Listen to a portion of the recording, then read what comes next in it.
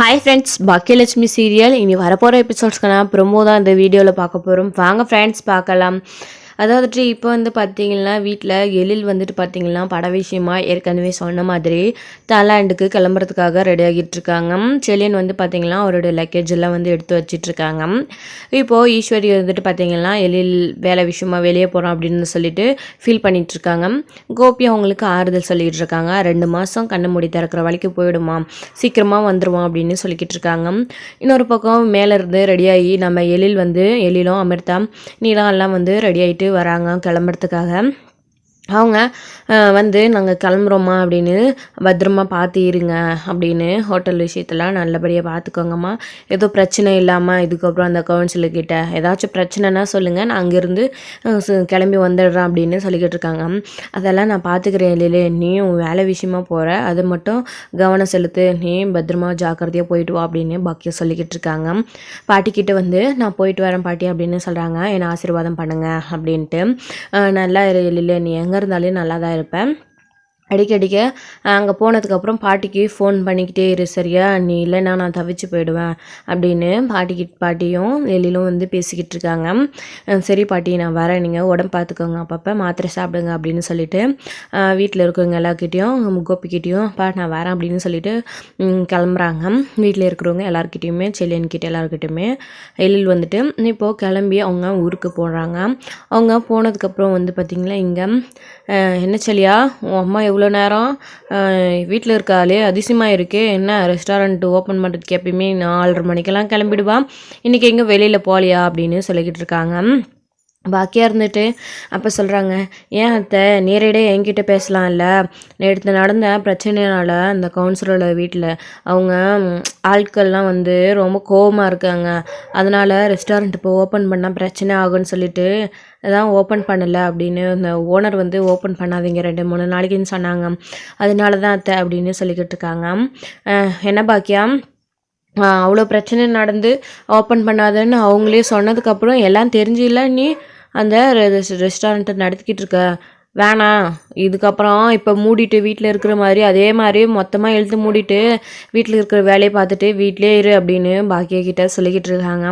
அத்தை திரும்பவும் ஆரம்பிச்சிடாதீங்க, நாங்கள் உங்களுக்கு காஃபி எடுத்துகிட்டு வர இருங்க, நீங்கள் மாத்திரை போடணும்ல அப்படின்னு சொல்லிக்கிட்டு இருக்காங்க. பாக்கியாவுமே பார்த்திங்கன்னா உள்ள காஃபி போட்டு வரதுக்காக போயிட்டு இருக்காங்க. இப்போது நம்ம கோபியும் பாட்டியும் பேசிக்கிட்டு இருக்காங்க. அந்த பிரச்சனையெல்லாம் பார்த்துக்கலாம், முடிஞ்சு போன விஷயம், திரும்ப அதை பற்றி எதுக்குமா பேசிக்கிட்டு இருக்கீங்க பாக்கியக்கிட்ட அப்படின்னு சொல்லிக்கிட்டு இருக்காங்க. நம்ம கோபியாக இருந்துக்கிட்டு பாக்கியாக கரெக்டாக காஃபி போட்டு எடுத்துகிட்டு பாட்டிக்கு கொடுக்குறாங்க. அந்த சமயத்தில் பார்த்திங்களா வீட்டுக்கு போலீஸ் வராங்க. போலீஸ் வந்ததுமே என்ன பிரச்சனை எதுக்கு அப்படின்னு கேட்டுக்கிட்டு இருக்காங்க. இங்கே எதுக்காக வந்திருக்கீங்க அப்படின்னு கேட்குறாங்க. அவங்க இருந்துக்கிட்டு சொல்கிறாங்க, அதாவது இங்கே செலியன்றது யார் அப்படின்னு கேட்குறாங்க. நான் செலியுமே மேலேருந்து வராங்க, என்னுடைய பையன்தான் அப்படின்னு பாக்கி சொல்லிக்கிட்டு இருக்காங்க. நான் தான் சார் செலியா, என்ன விஷயம் அப்படின்னு கேட்டுக்கிட்டு இருக்காங்க. என்ன உன் மனசில் என்ன பெரிய ரவுடின்னு நினப்பா அப்படின்னு கேட்டுக்கிட்டு இருக்காங்க. என்ன சார் எதை பற்றி நீங்கள் பேசுகிறீங்க அப்படின்னு. ஆமாம், இந்த ஏரியா கவுன்சிலரை கண்டபடி போட்டு அடிச்சிருக்கு, அவர் ஹாஸ்பிட்டலில் அட்மிட் ஆகியிருக்காங்க, ரொம்ப சீரியஸாக இருக்காங்க, மேலே கம்ப்ளைண்ட் கொடுத்துருக்காங்க, நடு போலீஸ் ஸ்டேஷனுக்கு கூட விசாரிக்கணும் அப்படின்னே கேட்குறாங்க. பாக்கியாக இருந்துக்கிட்டு சொல்கிறாங்க, இங்கே பாருங்கள் சார், அவங்க தான் முதல்ல கடைக்கு பிரச்சனை பண்ணாங்க, இது மட்டும் இல்லை ஏற்கனவே அடிக்கடிக்கு பிரச்சனை பண்ணிக்கிட்டே தான் இருக்காங்க, என் பையனும் அன்றைக்கி இருக்கிறம்போது அவங்க என்னை பற்றி தப்பாக பேசினாங்க, அவங்க தான் முதல்ல பிரச்சனை பண்ணாங்க, அதனால தான் என் பையன் கோவப்பட்டு அவங்கள அடித்தான் சார் அப்படின்னு சொல்லிக்கிட்டு இருக்காங்க. நீங்கள் தப்பு பண்ணால் பிரச்சனை பண்ணால் என்கிட்ட எல்லாம் கம்ப்ளைண்ட் பண்ணியிருக்கணும், அவர் எவ்வளோ பெரிய ஆள் கவுன்சிலரு இந்த வட்டத்துக்கே, நீங்கள் அவர்கிட்ட பிரச்சனை பண்ணியிருக்கீங்க, அது மட்டும் இல்லாமல் அவர் அடிச்சிருக்கீங்க, அவர் எப்படி சும்மா உங்களை விடுவார், நீங்கள் நடங்க ஸ்டேஷனுக்கு அப்படின்னு சொல்லிட்டு அரெஸ்ட் பண்ணிட்டு போகிறாங்க. நம்ம ஜெனி இருந்துட்டு செலியா அப்படின்னு சொல்லிக்கிட்டு இருக்காங்க. அவர் மேலே எந்த தப்புமே இல்லை, அவங்கள விட்டுருங்க அப்படின்னு எல்லாருமே சொல்லிக்கிட்டு இருக்காங்க. அவங்க யார் சொல்லியுமே கேட்காத இன்ஸ்பெக்டர் பார்த்திங்கன்னா அரெஸ்ட் பண்ணிட்டு போயிடுறாங்க. இந்த பக்கம் நம்ம பாட்டி உடனே பாக்கியாவை பயங்கரமாக திட்ட ஆரம்பிச்சிட்டாங்க. இப்போ சந்தோஷமா உனக்கு பாக்கியா, நான் ஆரம்பத்துலேருந்தே சொன்னேன் இந்த ரெஸ்டாரண்ட்டு எதுவுமே வேணாம், வீட்டிலே இருன்னு சொல்லிட்டேன். ஆனால் நீ என் பேச்சை கேட்காம இப்போ ஓப்பன் பண்ணி அதில் ஒரு பிரச்சனையும் இழுத்துட்டு வந்து இப்போ வீடு வரைக்கும் விட்டுருக்க. என் பேரனை இப்போ அரெஸ்ட் பண்ணிட்டு போயிட்டாங்க பாத்தியா, இப்போ நான் அவனை என்ன பண்ணி வெளியே கொண்டு வருவேன் அப்படின்னு பயங்கரமாக வந்து பாக்கியாவே திட்டிக்கிட்டு இருக்காங்க. அம்மா இருங்கம்மா, ஏதாச்சாலையும் பார்த்துக்கலாம். அவங்க அம்மாவை பற்றி தப்பாக பேசினா எப்படி அவங்க பார்த்துட்டு சும்மா இருப்பான், அதனால தான் அவன் அடித்தான், அவன் மேலே எந்த தப்புமே இல்லையா, அந்த கவுன்சிலர் மேலே தான், அவன் பெரிய ஆளுன்றதுனால ஆனால் கேஸ் கொடுத்துருக்கான், நம்ம பார்த்துக்கலாமா அப்படின்னு கோபி சொல்லிட்டு இருக்காங்க. இப்போவுமே நீ அவளுக்கு சப்போர்ட் பண்ணி தான் பேசிகிட்டு இருக்கியா, இவ்வளோ பிரச்சனையை கொண்டு வந்து வீட்டில் நிறுத்தியிருக்கா பாரு அப்படின்னு திட்டிக்கிட்டு இருக்காங்க. இன்னொரு பக்கம் வந்து பார்த்திங்கன்னா இந்த விஷயம் இனியாவுக்கும் தெரிய வருது. இனியாவுக்கு தெரிஞ்சதுமே இனியா வந்துட்டு பார்த்திங்கன்னா நிதிஷ்கிட்ட, வாங்க நிதிஷ் நம்ம வீட்டுக்கு போயிட்டு வரலாம், சில்லேன்னு அண்ணனை போலீஸ் பிடிச்சிட்டு போயிடுச்சான் அப்படின்னு சொல்கிறாங்க. அங்கே நம்ம நிதிஷோட அம்மாவும் அப்பாவும் இருக்காங்க. அதாவது சுதாகர் வந்து அங்கே தான் இருக்கிறாரு. சுதாகர் இந்த விஷயத்தை கேள்விப்பட்டது, என்ன சொல்கிற இனியா அப்படின்ட்டு, அண்ணனை அம்மா ரெஸ்டாரண்ட் ஓப்பன் பண்ணாங்கல்ல, அந்த ரெஸ்டாரண்ட்டில் ஏதோ பிரச்சனையாக அந்த ஏரியா கவுன்சிலரை சில்லேன்னு அண்ணா அடிச்சிட்டாங்க, அதனால் அவங்க கம்ப்ளைண்ட் பண்ணியிருக்காங்களாம், அவங்கள இப்போ போலீஸ் அரெஸ்ட் பண்ணிட்டு போயிடுச்சான். இப்போ தான் விஷயத்த ஃபோன் பண்ணி அம்மா சொன்னாங்க, அதனால தான் நிதிஷ் நானும் போயிட்டு பார்த்துட்டு வந்துடலான்னு கூப்பிட்றேன் அங்கிள், நாங்கள் போயிட்டு வந்துடுவா அப்படின்னு கேட்டுக்கிட்டு இருக்காங்க. என்னென்னா இவ்வளோ ப்ராப்ளமாக இருக்குது, என்கிட்ட ஒரு வார்த்தை கூட வீட்டில் யாருமே சொல்லவில்லை, சம்மந்தி கூட அப்படின்னு சொல்லிக்கிட்டு இருக்காங்க. சரி இனியா, இந்த விஷயத்த நான் பார்த்துக்கிறேன், நீயும் நிதிஷும் கவலைப்படாதீங்க, நான் போயிட்டு என்ன ஏதுன்னு பார்க்குறேன் அப்படின்னு சொல்லிக்கிட்டு இருக்காங்க. அதுக்கப்புறம் அவங்க விஷயம் கேள்விப்பட்டு சுதாகர் வந்து பார்த்திங்கன்னா நேராக வீட்டுக்கு வந்து வராங்க. வீட்டுக்கு வந்ததுமே அங்கே பாட்டியும் கோபியும் பேசிக்கிட்டு இருக்காங்க. வந்ததுமே அவங்கள பார்த்ததுமே பாட்டி வாங்க சம்மந்தி அப்படின்னு கூப்பிட்டுருக்காங்க கோபி. சுதாகர் வந்து என்னம்மா இவ்வளோ பெரிய பிரச்சனை நடந்திருக்கு, என்கிட்ட ஒரு வார்த்தை கூட சொல்லலை, இனியா சொல்லி தான் எனக்கு விஷயம் தெரியும் அப்படின்னு சொல்லிட்டு சுதாகர் வந்து கேட்டுக்கிட்டு இருக்காங்க.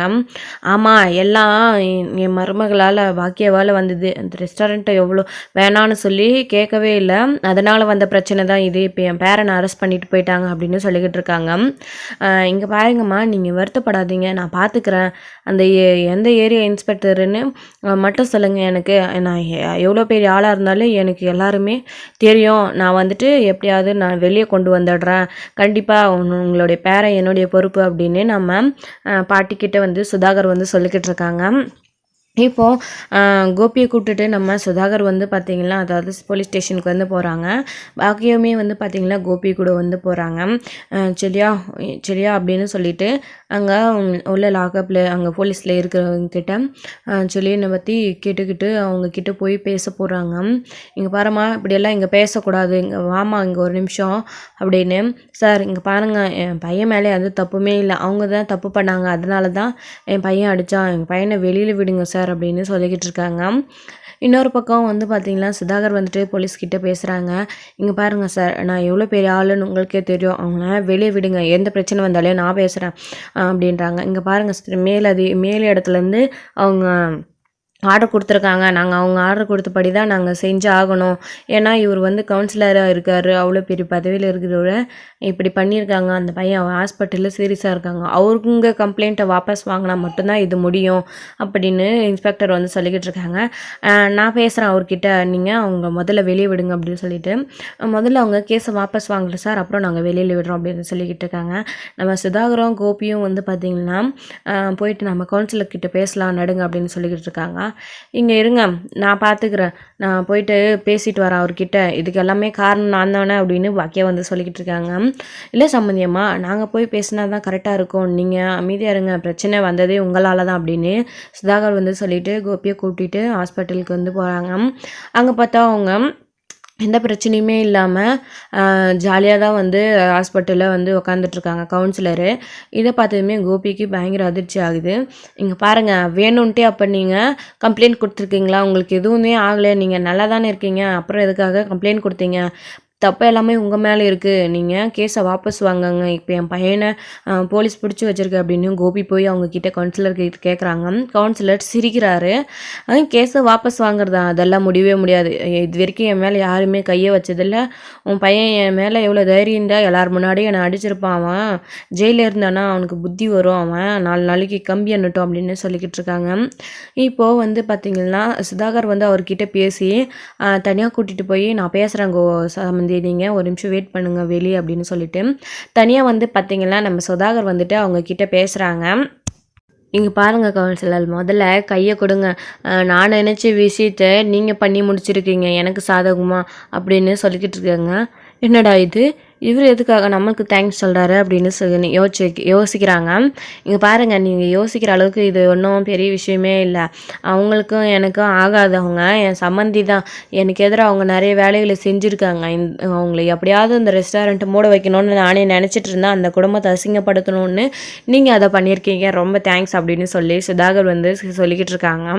சரி, எனக்காக அந்த கேஸை வாபஸ் வாங்குங்க அப்படின்னு சொல்லிக்கிட்டு இருக்காங்க. உங்களுக்கு நான் எவ்வளோ பணம் வேணாலும் தரேன் அப்படின்னு சுதாகர் சொல்கிறாங்க. அவருமே பணத்துக்கு ஆசைப்பட்டு நம்ம கேஸை வந்து வாபஸ் வாங்கிடுறாங்க செல்லினை வெளியே எடுக்கிறதுக்காக. இப்போது இவங்க பேசி கேஸை வாபஸ் வாங்குறாங்க போலீஸ் ஸ்டேஷனில் போயிட்டு.